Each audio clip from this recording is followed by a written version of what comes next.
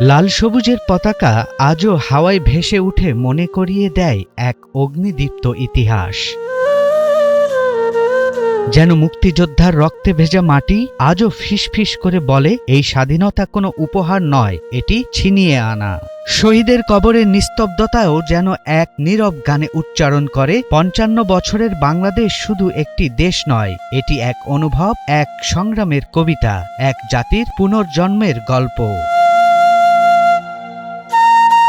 ১৯৭১ সালের সেই বিজয় আজ ৫৫ বছরে দাঁড়িয়ে। যুদ্ধবিধ্বস্ত, ক্ষুধার্ত, পরিত্যক্ত এক ভূখণ্ড থেকে বাংলাদেশ এখন উন্নয়নশীল বিশ্বের উদীয়মান শক্তি।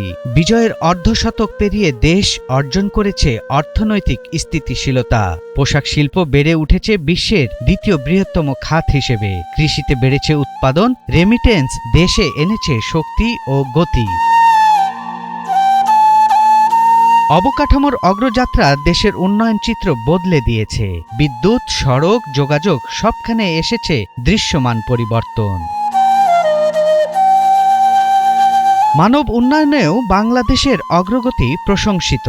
শিশু মৃত্যু কমেছে, গড় আয়ু বেড়েছে, নারীর অগ্রযাত্রা হয়েছে আরও দৃঢ়। প্রযুক্তির ছোঁয়ায় বদলে গেছে দেশের সেবা ব্যবস্থা। সামনে এগোচ্ছে আধুনিক বাংলাদেশ গড়ার প্রচেষ্টা।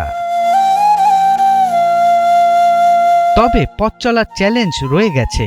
জলবায়ু পরিবর্তন, বৈষম্য, বেকারত্ব, রাজনৈতিক চাপ সব মিলিয়ে লড়াই এখনো শেষ হয়নি। তবু বাঙালির মনোবল সবসময় অদম্য। যে জাতি রক্ত দিয়ে স্বাধীনতা ছিনিয়ে এনেছে, সেই জাতি এগিয়ে যেতে জানে। বিজয়ের ৫৫ বছরে বাংলাদেশের শপথ, উন্নয়নের আলো আরও ছড়িয়ে সমতা, সম্ভাবনার, মানবিকতার এক নতুন অধ্যায় রচনা করা। কারণ বাংলাদেশ শুধু মানচিত্র নয়, এটি ভালোবাসার নাম, ত্যাগের নাম, বিজয়ের অনন্ত কবিতা। সৈয়দ রাশিদুল, ৭১, ঢাকা।